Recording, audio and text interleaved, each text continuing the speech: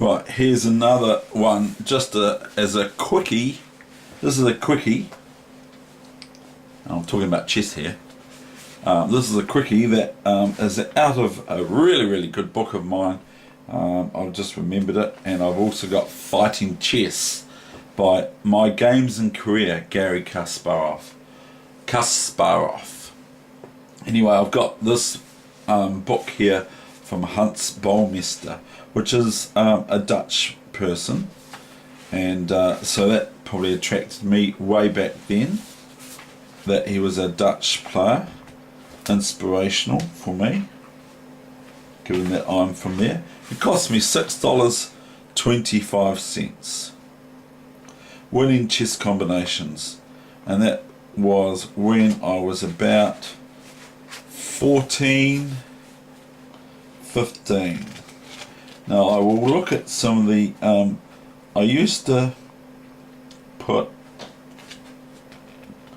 I started to do and it's the by the way, it's the 7th of January again, whatever.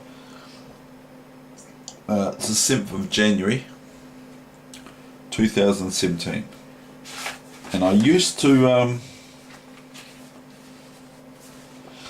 place a tick next to the diagram when I looked at it, but I can't have started that up till much later, where I would just know I don't need to look at this again, but these are all good anyway.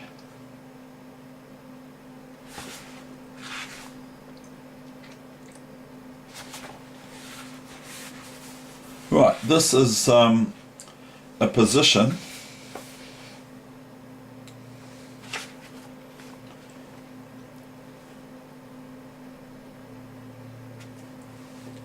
This is a position between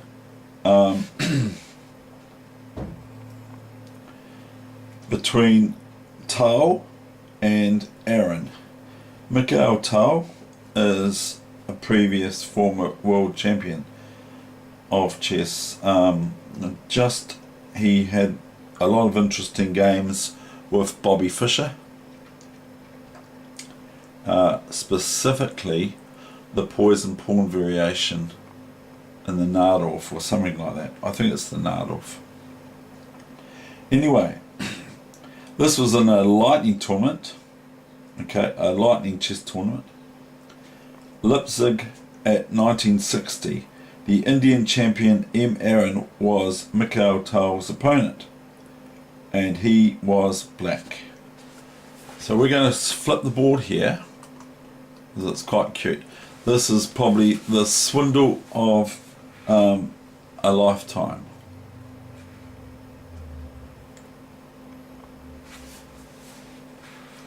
It is black to move, and it looks as if he has reached the end of the road. But Aaron is not dead yet. So it looks like it's all over.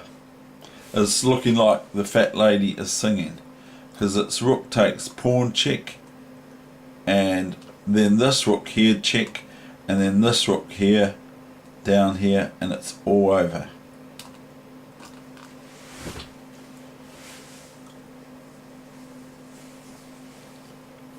And by the way, I'll give you a clue now. If black didn't have his bishop or his queen or his pawn, it would be stalemate. Is that correct? So if black didn't have the bishop on, or the pawn on a4, not the pawn on e5, but if the bishop on g2 and the pawn on a4 and the queen on b8 were all missing, then it would be stalemate. If this bishop was gone, this pawn was gone, and this queen was gone, it would be here stalemate. If it was white to move, they'd have rook f8 checkmate.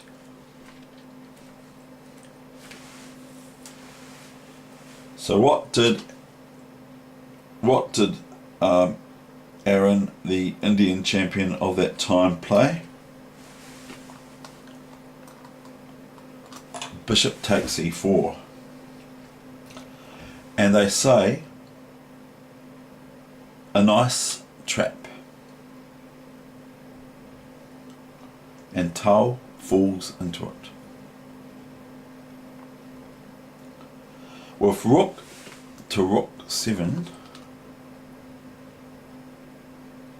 he would end all hostilities, because he would be threatening,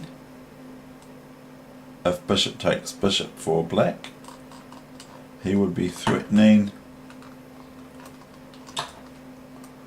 check. So I went ahead there. Check,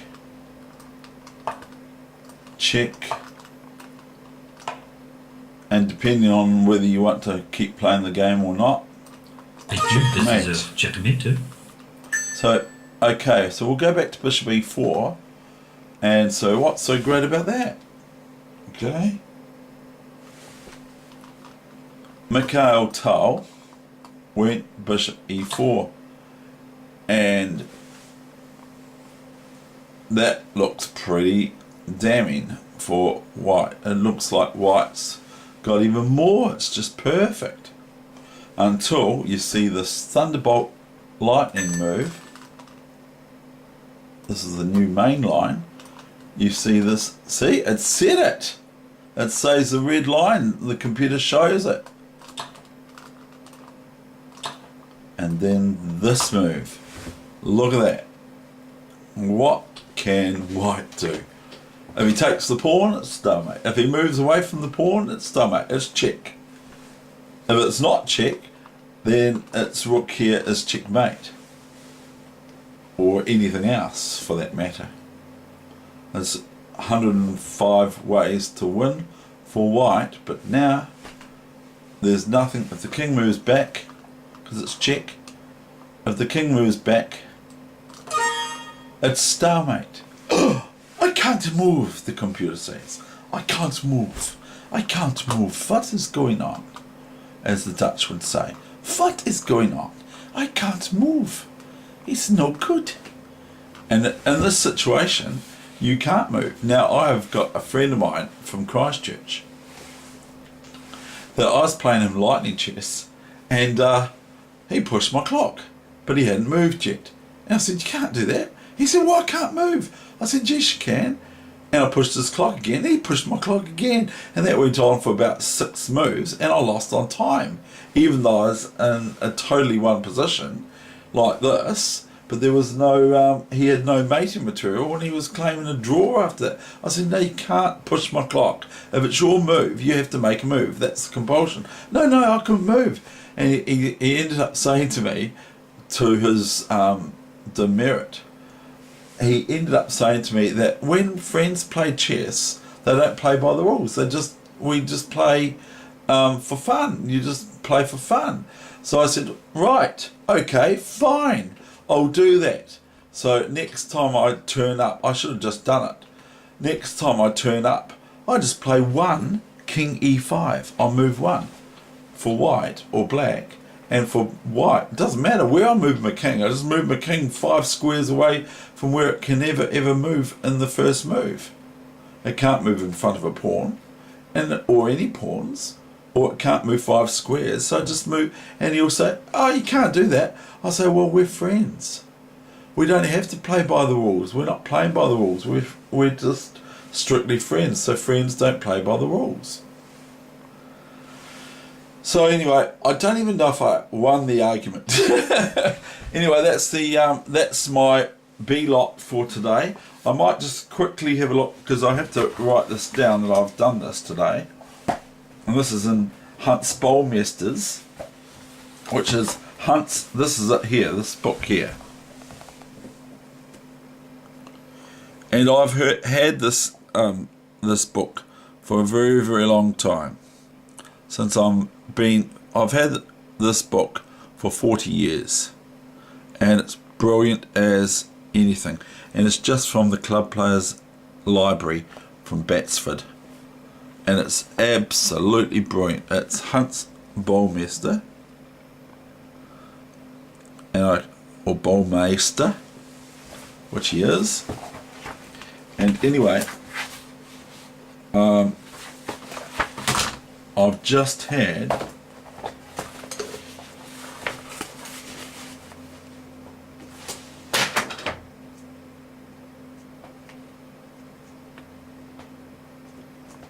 so that they consider that one, by the way, the stalemate combination of the year, they called it, but white failed to notice that it was stalemate. See, even the greatest chess players in the world can miss that. It's you've got to remember about your enemy king, and also tactics that end up like this. Now, I had a game on playchess.com the other day where I had my king on h5. I was white and on h5, and my pawn was behind me, h4, and I had a pawn stopped here. My king was here on h5, or something like the pawn was here and this pawn was here. My king was locked on f5, on h5, and I couldn't move at the end. It was stalemate. And my opponent, to be honest, had about a rook and a bishop and a knight against me, and I'd sacked everything to go crazy, and so I ended up giving my rook up at the very end, and there was nothing he could do, my opponent or she, and so, or the computer, and it just ended up they had to take the rook, which was checking the king just incessantly, and once the black king took the rook, it was stalemate. It was just absolutely beautiful. But I've had to I can't prove this because I had to reboot my phone, you see. So anyway, that was all that. Anyway, so I've got this. This is this position now. So this is part B for the day. So you're getting 2 for the price of 1 today for free, and it's free, so it's not for the price of anything. It's free. Now I'm just going to have a look at this brilliant book. Well, I might look at it later. This is Garry Kasparov, and I used to call him Kasparov, but he's actually Kasparov, which is what a Russian player told me. His name is Kasparov. And what a brilliant player Garry is here. And he's about, I don't know how old he is here. He's probably about 18, 19, 20. Around about that age. I'll find out. And I actually bought this off another great chess player from Canterbury from when I got to Christchurch. And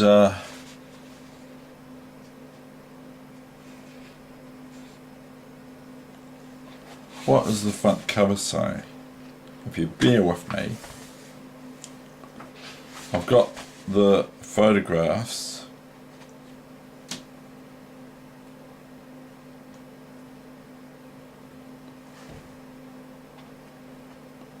I've lost my glasses, so I find it difficult to read.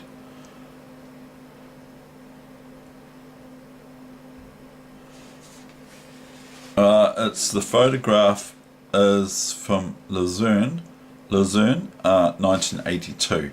So he's 1 year younger than me, so he's 19. He's 19 years old in this picture here, in what looks to be a leather jacket or vinyl or leather. It'll be leather probably.